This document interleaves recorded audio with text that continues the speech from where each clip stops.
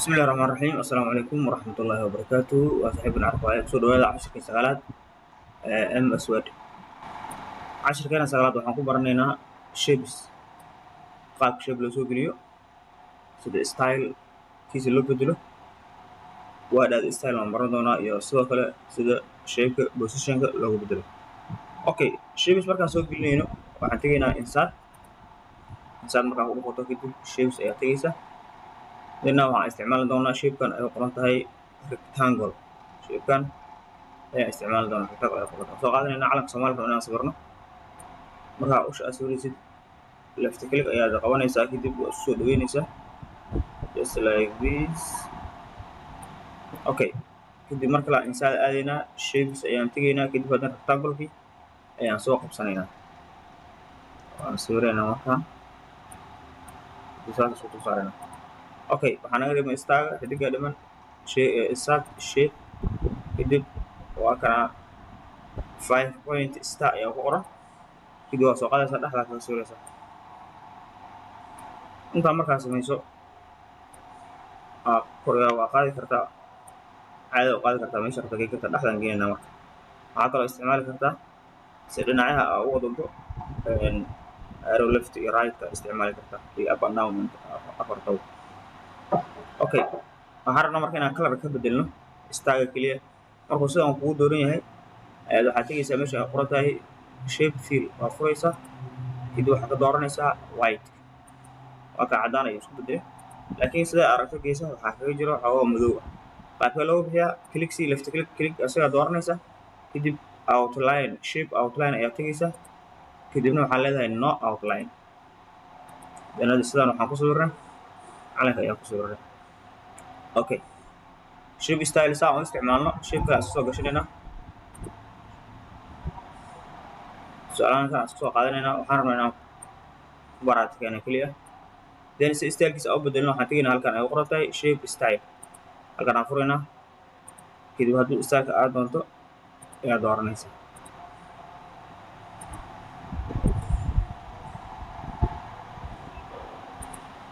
markaa korgeyso toos isku bedelayaa haddii midkaa korgeyso ayuu shape-kiisa u qaadanaya marka sidaasna waxaa loo bedelaa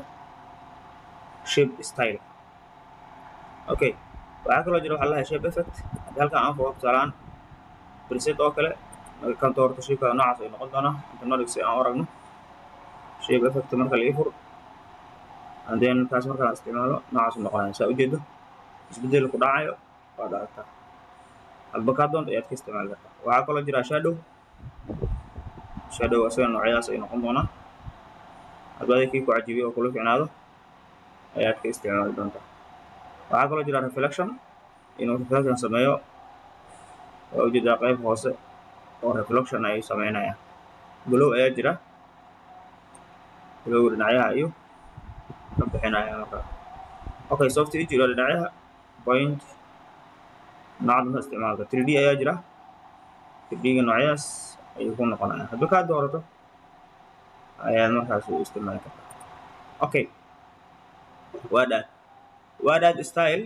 tusaalahaan waxaan ku dhex qori doonaa qoraalaan ku dhex qori doonaa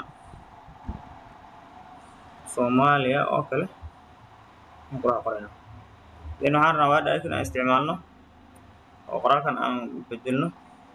haddii kan aan kortago waa ka midabkiisa ayuu qaadanaya kan sidoo kale jisto aan kortagaya keliya qalinka waa dul saaraya haddii halkan aan furo ayagoo badan ku jiraan noocaas waa ka qaabkaas ayaa u isticmaalaysaa word add style ayaa la dhahaa okay halkan waa text fill waaye qoraalka kalarkiisa waa furaysaa guduudaa ka dhigi kartaa kalarkan oo bedeli kartaa noocda ka dhigi kartaa okay qaybtan dambe kalarada iyadana sidoo kale ayana isticmaali kartaa halkan shadow u samayn kartaa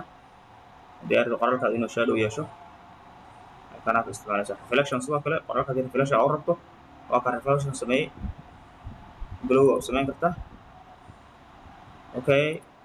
level haddii 3D ku samayn kartaa transform transform kan waa logooyinka aad aragto meel lagu hagaajiyo waaye marka waa la isticmaalayo haddii markaan korgeeyey Soomaaliya sida ay ka ujeeda qayb hoos qayb marka down ay samayn kartaa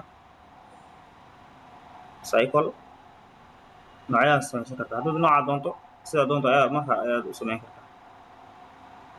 halkaan ku wada jiraan kulligood qaabkaas ayaa loo isticmaalaya okay text direction ayaa jira inuu markaas horizontal aad ka dhigato sida hadda uu ku yahay ama in rotation aad ku samayso qaabkaas aad u wareejiso noocyadaas dhan waa samayn kartaa align text qoraalka top iyo dhexda iyo bottom hoosna waa geyn kartaa middle dhexda geyn kartaa top korna waa geyn kartaa middle marka aan ku samayno position ayaa jira positionka badanaa waxaa la isticmaalaa positionka badanaa waxaa la isticmaalaa marka qoraal aad ku dhex samaynayso salaada marka meesha taad fiiri halkaas waa macnaha qoraal ayaa soo gashanaysaa qof sawirkiisa rabta inaad qof rabta inaad ka hadasho qofka sawirkiisa soo gelinaysaa qoraalka marka dhinaca rabta sawirka ka dhigi kartaa sida hadda aad arkayso haddii meesha doonto ayuu markaasi ku geenaya wrap text badanaa in frontigan ayaa badanaa la isticmaala oo haddii sawir aad haysato tusaalahan in frontiga wuxuu kaa caawinaa sawirka meesha doonto inaad geyn karto okay rotate waa ku samayn kartaa haddaa u baahan tahay rotation ayaa ku samayn kartaa size-ka haddaa rabta cabirka inaad weynayso ama yarayso ay halkaan ka isticmaali doonta size-ka waa kordhin kartaa sidaa rabtid ayaad ku samayn kartaa okay waxaan umaleynaa shaygiis wax badan baa ka fahnay cashirkan halkaas ayuu inoo jooga haddana wax cusub tahay fadlan nagu soo bir asalaamu calaykum waraxmatullaahi wabarakaatu